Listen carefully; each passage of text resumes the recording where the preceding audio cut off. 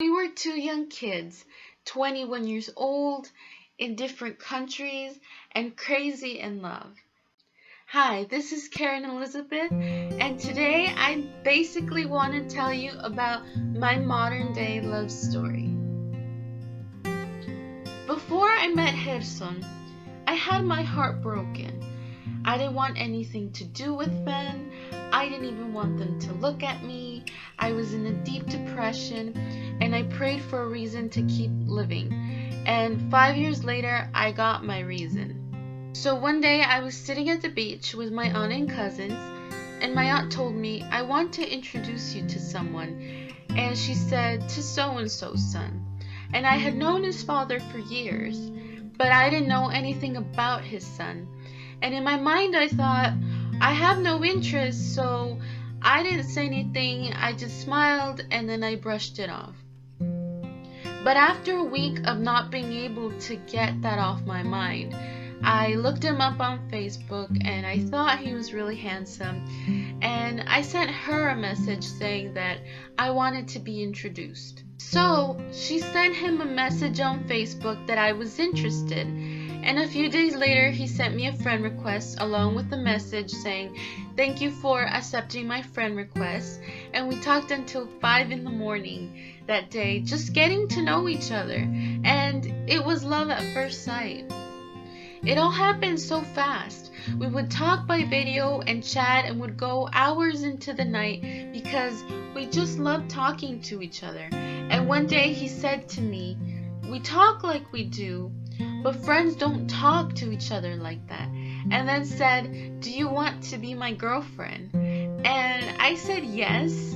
And we were both so happy, and I was 21 years old, but was afraid of how my parents would take it. And it was hard for them to take it well, but they finally accepted it. And then they had the whole parent-boyfriend conversation over a video call because he is in El Salvador. And they liked him and had heard good things from him from family members of ours who knew him personally, and they came to like him for me. Then we had to figure out how we were going to meet. So I knew I was the only one who was able to go and see him, since he would need a visa to come to the US, and that would take forever. So 4 months later, I took a plane to El Salvador, to a place I barely knew, all by myself, to see him in person and make everything that we had only talked about come true. And meeting him was amazing. And when I finally saw my Prince Charming, my suitcase, slowed me down. But I ran to him as fast as I could, and we hugged for what seemed an eternity. And we were also both shaking of the nerves. And we spent a few weeks going everywhere together, always holding hands wherever we went and spending every possible moment together.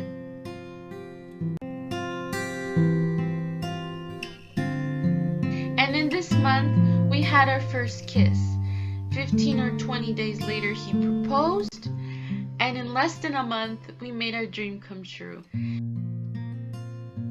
We were two young kids, 21 years old, and crazy in love. We got married at a church in a civil marriage ceremony, went on honeymoon, and that was basically our last week together.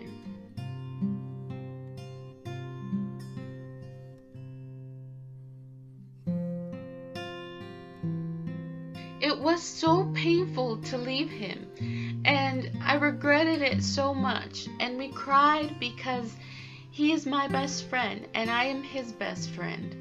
And I had to come back because I had to finish school and find a way to get him here so that we could have a better life together and for our future children. And many people criticized and tried to stop us from getting married, including the very aunt who introduced us, because they thought that I would have a baby and not finish school. But we were going to prove them wrong. My own parents had a hard time with accepting that he had proposed and we were going to get married. But Gerson and I explained to them how serious we were about each other and that we knew this was meant to be. And sometimes you just can't stop destiny. And when they saw this, they accepted it. So I finished school. I graduated with my bachelor's degree. And once again, I took a plane to El Salvador to stay for 3 months.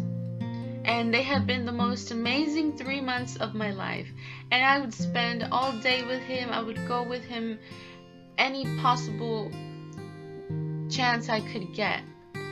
And the both of us were always holding hands and being as happy as we could possibly be. And then I had to leave again to take care of all the paperwork for him to be able to come. And it's been almost 2 months since I came back, and every day is hard because I miss my best friend. And we try to find ways around it. We chat every day from morning to night and video chat every night also. We are now 9 months married, and I am currently waiting for documents and have faith every day that in a couple of months he will be here. And that's what keeps me going when the distance gets hard. His love and reassurance that soon we will be together again. And I know that I'm not the only one who has been through this, and I wanted to tell the world this story. This has been my story of a love less ordinary.